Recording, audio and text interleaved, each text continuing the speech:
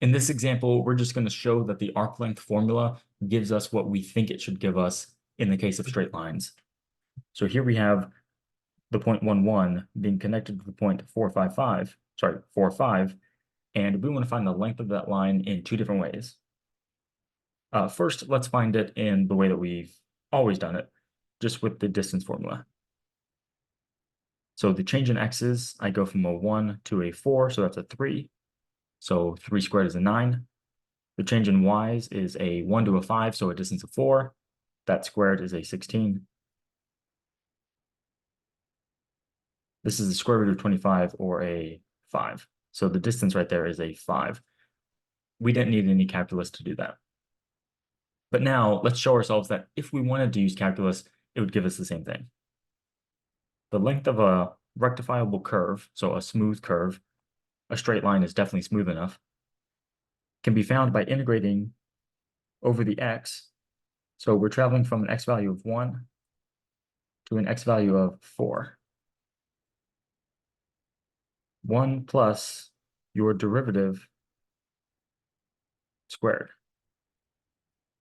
Let me make sure I have that right. Yep, that looks good to me. So we need f. So we need the equation of this line right there. So y is equal to mx plus b. In fact, I don't even need the entire equation. I just need the slope of it. And the slope is change in y's over change in x's. This is a 5 minus 1 is a 4. 4 minus 1 is a 3. The slope is 4/3. So the slope of that line is 4/3.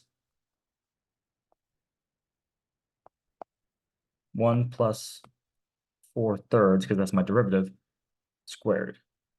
Right? It's a straight line, so in this case, it has a constant derivative.